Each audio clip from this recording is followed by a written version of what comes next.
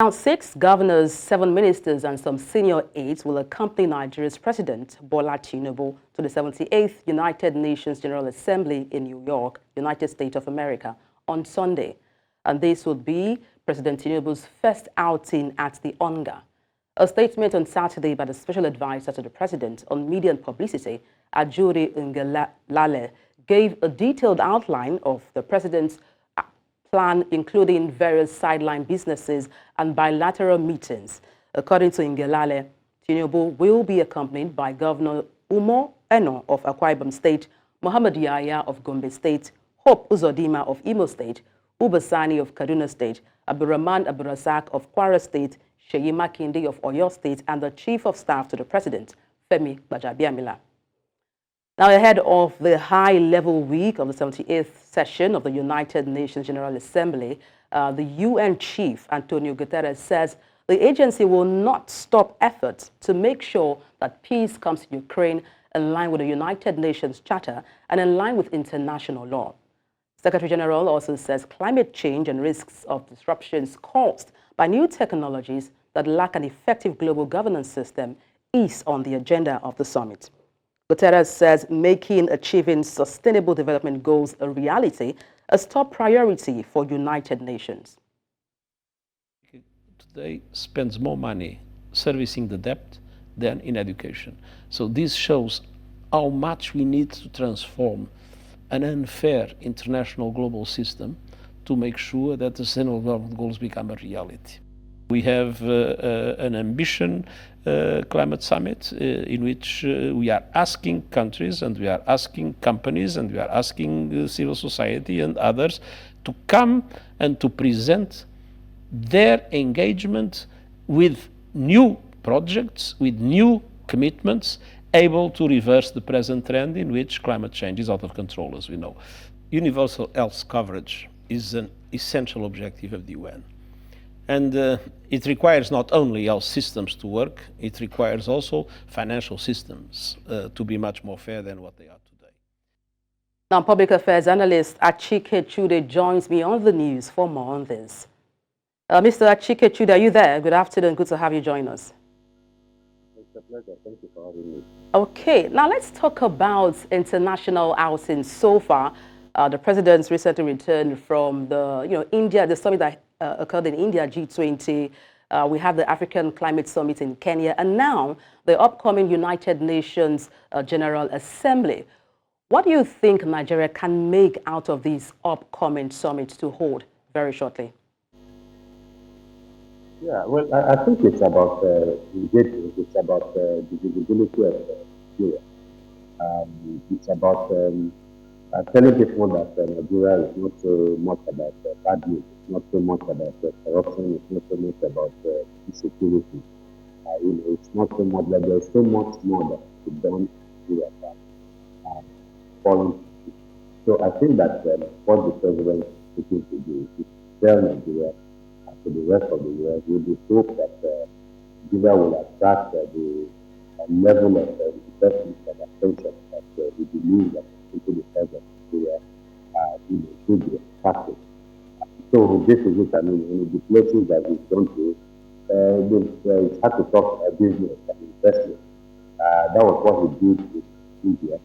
I met with corporate bodies in India. Then I said that Nigeria had received some promises of some of these international bodies. I mean, corporations spending as much as in India, spending as much as $15 billion in the country. But from there, we moved on to United Arab Emirates for the same thing. So I think this essentially is the theme of his engagement with the rest of the world. Yeah. It's about okay. To the world. Okay, Mr. Achike Chude, I want to talk about the fulcrum of these United Nations General Assembly to hold, coming up shortly. Now, one of the main discussion point, the talking point, is sustainable development goals. Looking at Nigeria, which areas would you recommend the president pushes forward in terms of achieving our sustainable development goals? No, I think Nigeria is committed to all the goals, sustainable development goals, because they all something to do with prosperity and national development. And I'm not sure that there's any that is more important than others. Of course, again, maybe we look at if you want to narrow it down, then I think the statement of difference, we just make the fact there, is key. I talked about poverty, we talked about education, how countries of the world are spending majority of most of their money, the budget, not in other things other than education. Some of them are spending as much to have it, but Nigeria is one country that is, the source of debt, where we have to service our debt is as much as 91%, 92% of national debt. That is absolutely unsustainable. And there's no way you can do society where anything that if you do not have enough money, capital projects, enough money to return it. And so we've been looking at education as one of the key things that need to be done that also covered under the SDG. We'll be looking at also healthcare. And the Victoria also talked about healthcare, which is absolutely essential because you cannot have a country that works if you do not have citizens that are sufficiently educated. And even if you have citizens that are educated, if you have citizens that are not in good health, they will not be able to work towards national development projects. So that is also very important. Then Nigeria is said to have 133 million citizens under multidimensional poverty. I guess that number is 105 million multi. So you need to also do something about the growing inequality, the economic disparities in the country. Do something about the poverty in the land. Because you cannot again use a country that will if the poverty, the level of poverty continues to grow. All right, Mr. Achike Chude, finally, looking at all of these international outings our president is gracing, one cannot but mention bilateral trade between these various countries. Largely, we are import-driven. What are your thoughts as to how Nigeria, what policies should be put in place so as to maximize the benefit of we exporting and making revenue from all of these international outings? Yeah, well, I was listening to your earlier discussion with regards to the attendance of the CBN and the expectations of the CBN. Look, the CBN governor can only achieve so much.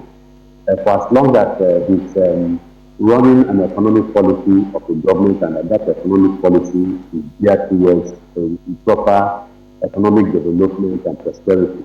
And so I think the economic model that the government will run is going to determine the effectiveness of even the government of the CBN. But beyond that, is the fact that we must have, an economic model that is encompassing, an economic model that will be able to generate the kind of economic activity from global partners, from international partners that can only increase at the level of economic development of the country.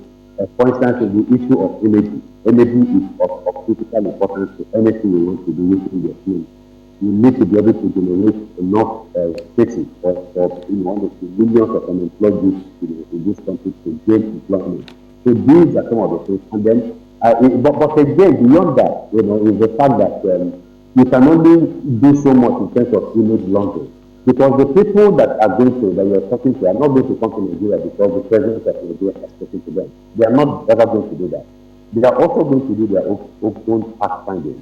And they have people on ground, and they will send people on ground to look at the socio-economic structure of the Nigerian state today.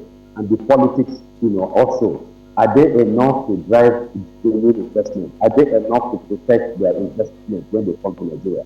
So the Nigerian government has to do something again, to create the enabling environment that will allow these people to come in, and invest in various parts of the country, not just the city centers that are relocated for insecurity. And so what it means is that the president must do something about the state of insecurity in the country, and then come up with policies that can only help in encouraging foreign-based companies. Same thing with local companies to also believe that they have confidence to invest in the economy. All right, that's a fine place to end your thoughts, Mr. Achike Chude, Public Affairs Analyst. Thank you for your insight. Thank you.